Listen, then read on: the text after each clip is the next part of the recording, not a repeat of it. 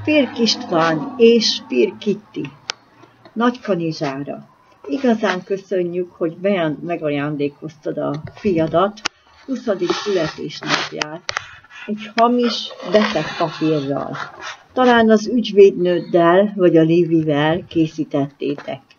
Kérdésem, először is maximális az intelligenciával született, 10-es apgárral. Hogy a Fenyőtéri iskolájából évfolyam elsőként távozott.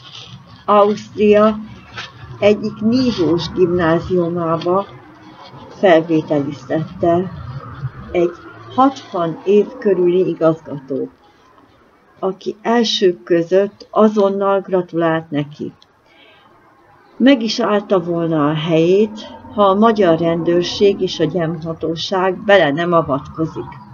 Sorra felvették mindenhová, majd Európa egyik legjobb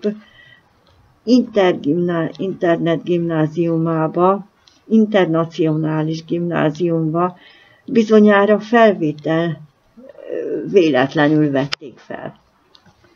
Büszke lehetnél rá, ahelyett csak bántod. Te, aki bizonyítottan alkoholista, agresszív vagy. Azért jelentettél fel, mert az ingedet felvetted.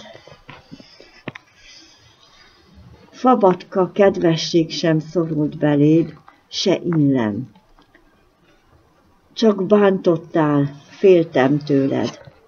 Velem kitörődött, mikor terhes voltam. Nekem jöttél. Nekem köszönhetted, mondhatnál, hogy a fiad maximálisan elláttam. Jóban, rosszban velem volt. Védtem és szerettem egyedül, erős hátszelekkel. A te rokonaid között van egy pszichiátriai beteg, aki 20 évesen csak fekszik. A másik már eleve testi és szellemi hátránnyal született. Sorra kolaszülettek a te rokonaid. Tehát jobb lenne meghúzni magad, észhez térnél és segíteni. A lányod, Spirk Kitti, nagykanizsai óvónő, valószínű súlyos viselkedési zavarokkal jött a világra, amilyen kitörései voltak, nyafogott mindenkinek, mindenért.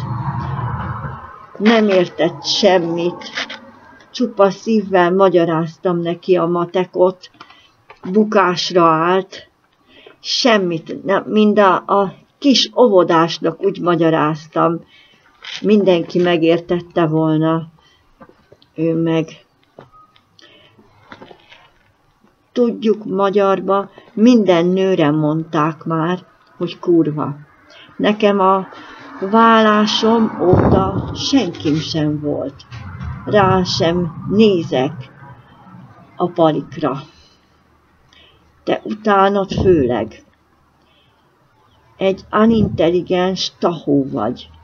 A munkádat pedig apádnak köszönheted csak. Ennyi.